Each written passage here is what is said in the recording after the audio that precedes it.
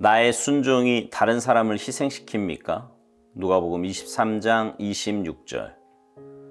그들이 예수를 끌고 갈 때에 시몬이라는 구레네 사람이 시골에서 오는 것을 붙들어 그에게 십자가를 지워 예수를 따르게 하더라. 하나님께 순종하려고 하면 우리에게도 희생이 요구되지만 동시에 다른 사람도 우리 때문에 희생을 치르게 됩니다. 바로 이 부분에서 긴장이 발생합니다. 주님을 깊게 사랑하면 그분을 향한 순종은 그렇게 어려운 것이 아닙니다. 오히려 기쁨입니다. 그러나 그분을 사랑하지 않는 사람에게 순종이란 희생일 뿐입니다. 우리가 하나님께 순종하면 반드시 다른 사람의 계획에 차질을 가져옵니다. 따라서 그들은 이렇게 빈정됩니다. 이것이 기독교란 말이지. 우리는 이때 이 고통을 피할 수도 있습니다. 그러나 하나님께 순종하려면 이러한 고통을 피해서는 안 됩니다.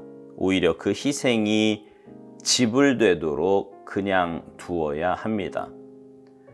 인간적인 교만은 자신의 입장을 고수하려고 안간힘을 씁니다. 나는 절대로 어느 누구에게도 아무 피해를 주지 않을 생각이야.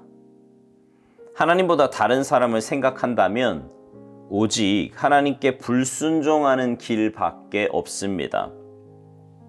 우리는 주님과의 관계보다 다른 그 어떤 관계를 더 고려해서는 안 됩니다. 영적 침체는 아무에게도 영향을 주지 않고 모든 것을 스스로 하려고 할 때 찾아옵니다. 그러나 우리는 그렇게 할 수 없습니다. 우리는 하나님의 전 우주적인 목적과 너무나 깊게 관련되어 있기 때문에 우리가 하나님께 순종하는 순간에 당장 다른 사람들이 영향을 받게 됩니다. 당신은 자존심이 상하더라도 충성스럽게 주님께 충성하겠습니까? 아니면 다른 사람에게 피해를 주지 않겠다는 생각으로 다른 길을 택하겠습니까? 우리는 하나님께 불순종하는 것을 택할 수 있습니다. 그러나 불순종을 택할 경우 우리는 잠깐 그 불편한 상황을 피할 수는 있어도 하나님께는 근심 덩어리가 될 것입니다.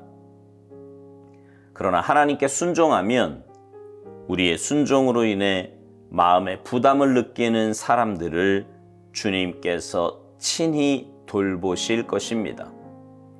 주님께 순종함으로 인해 발생될 결과들에 대해 주님께 이런저런 요구를 하지 마십시오.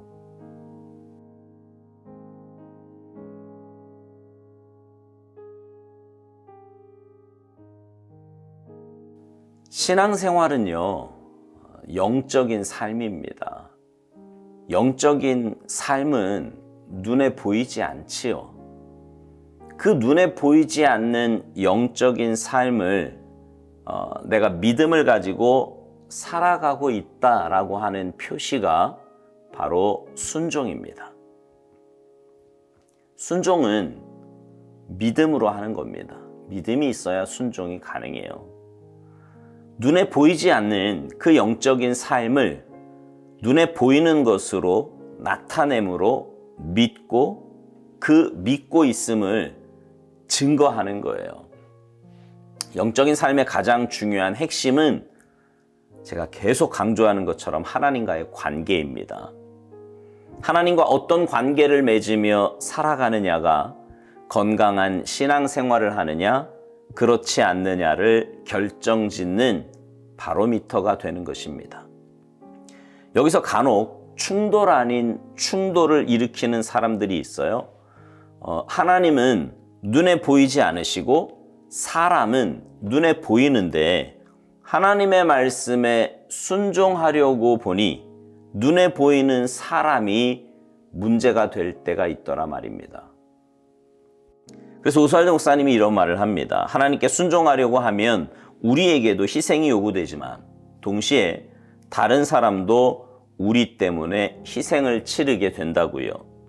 그러면서 주님을 깊게 사랑하면 그분을 향한 순종은 그렇게 어려운 것이 아니고 오히려 기쁨이라는 겁니다. 그렇죠. 그러나 그분을 사랑하지 않는 사람에게 순종이란 희생일 뿐이라는 거지요. 우리가 하나님께 순종하는 건 기쁨입니다. 여러분도 그렇죠? 하나님께 순종하는 건 기쁨이에요. 하나님께 받은 은혜를 생각하면 더 말씀대로 살고 싶고 더 순종하고 싶고 더 하나님께 드리고 싶은 것이 우리의 본심입니다. 문제는 그런 우리의 모습이 하나님의 사랑을 깨닫지 못한 사람에게는 곤욕이 될 수 있다는 말이에요. 예를 들어 가족 식구 가운데 한 사람이 은혜를 받고 시간도 물질도 에너지도 주님 일을 하는데 쏟아부으려고 한다면 은혜를 모르는 나머지 가족들은 굉장히 불편해할 수 있습니다. 가족들에게 와야 할 것들이 하나님께 갔다고 생각할 수도 있어요. 그러면 가족들 가운데 어떤 이들은 오스왈드 목사님 말대로 이게 기독교냐며 빈정될 수 있지요. 그때 우리의 선택은 둘 중에 하나입니다. 그런 충돌 내지는 고통을 피하든지 아니면 순종을 위해 대가를 지불하든지 말입니다. 사실 눈에 보이지 않는 하나님을 위해 눈에 보이는 사람과의 관계가 불편해지는 것이 그렇게 말처럼 쉬운 일은 아닙니다. 그래서 어떤 이들은 하나님의 뜻이 아니라는 것을 분명히 알면서도 동조하기도 하고요. 사람과의 관계가 끊어질까 봐 불순종을 택하기도 합니다.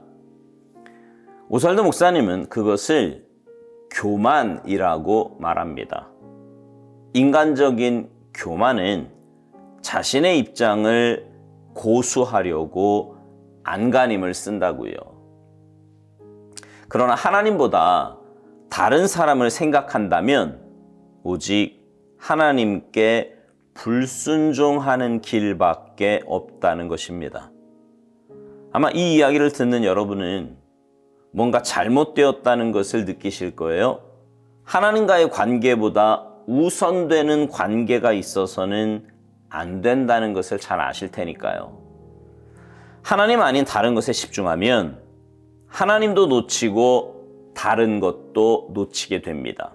그러나 하나님을 먼저 붙잡으면, 하나님과의 관계에 먼저 집중하면 하나님도 잡고 다른 것도 잡을 수 있습니다. 오스왈드 목사님은 우리에게 이렇게 권면합니다. 우리는 주님과의 관계보다 다른 그 어떤 관계를 더 고려해서는 안 된다고요. 그렇습니다. 주님과의 관계가 우선이에요. 그리고 주님과의 관계가 올바르면 내 삶의 우선순위가 보입니다. 삶의 지혜도 생기고 어떻게 살아야 할지 방법도 보입니다. 하나님께서 주시는 지혜요, 은혜지요. 그러나 아무에게도 영향을 주지 않고 모든 것을 스스로 하려고 하면 영적 침체에 빠지게 된다고 오스왈드 목사님은 말합니다. 우리는 그렇게 할 수도 없는데 말이지요.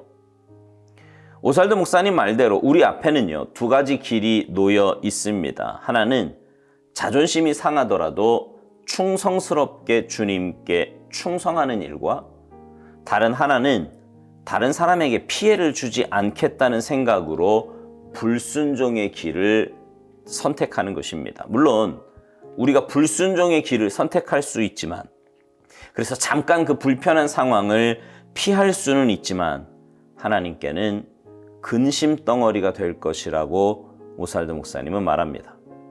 그러나 하나님께 순종하면 우리의 순종으로 인해 마음에 부담을 느끼는 사람들을 주님께서 친히 돌보실 거라고 말해요. 하나님께 집중하면 나머지는 하나님이 책임져 주신다는 말입니다. 그게 더 낫지 않겠습니까? 사랑하는 성도 여러분, 여러분은 여러분의 힘으로 사는 인생을 택하시겠습니까? 아니면 하나님의 은혜로 사는 인생을 택하시겠습니까? 바라기는 여러분의 삶이 하나님의 말씀으로 온전히 받고 그 말씀대로 순종하며 사는 삶이 되시기를 바랍니다. 그래서 하나님의 은혜와 역사 가운데 살아가는 아름답고 복된 삶이 되시기를 주님의 이름으로 축복합니다. 아멘.